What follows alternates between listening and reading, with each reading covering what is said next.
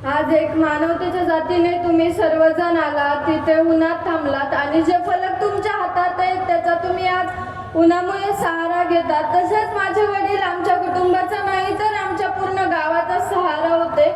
ते खूप वेगळे होते. त्यांचं गेल्याचं दुःखातून आमचं गाव सावरू शकलं नाही. आणि जे आरोपी आहेत ते खूप म्हणजे त्यांच्यात मला एक प्रश्न पडतो, त्यांच्यात मानवता का नसेल? ते इतके क्रूर कसे असतील? त्यांनी माझ्या वडिलांना इतके हाल करून मारलं. त्यांनी म्हणजे त्यांची इतकी निर्घुण हत्या झाली आहे. जे आरोपी असतील त्यांना मानवता का नसेल हा मला प्रश्न पडतोय. आणि माझे वडील या पंढरपूरच्या वारीत येत होते. त्यांनी एकही वारी चुकवली नाही. या पंढरपूरच्या वारीतून येऊन मी विठ्ठला पुढे साकडं घालते, तुझ्या वारकऱ्यावर आज ही वेळ का आली आहे? तू लवकरात लवकर न्याय दे आणि जे कोणी आरोपी असतील त्यांना फाशीची शिक्षा दे.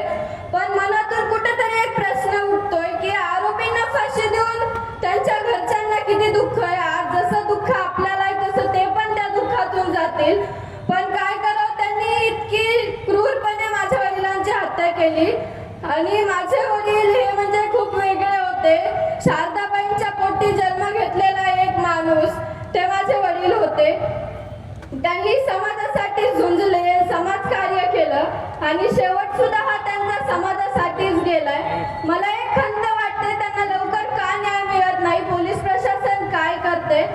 आणि हा जो न्यायाचा लढाई आणि तो हे पाऊल उचललेलं आम्ही मागे घेणार नाहीत. आणि तुम्ही जसे आमच्या सोबत आहात तसे कायम राहा एवढीच अपेक्षा करते. धन्यवाद.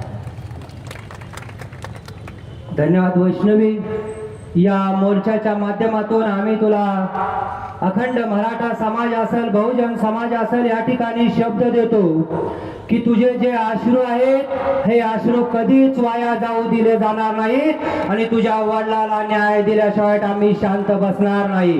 कारण तुझ्या वडिलांची जागा आम्ही घेऊ शकत नाही, परंतु तुझ्या डोक्यावर हा अखंड मराठा समाज आणि बहुजन समाज कायम तुझ्या डोक्यावर मायेचा हात ठेवल्याशिवाय राहणार नाही.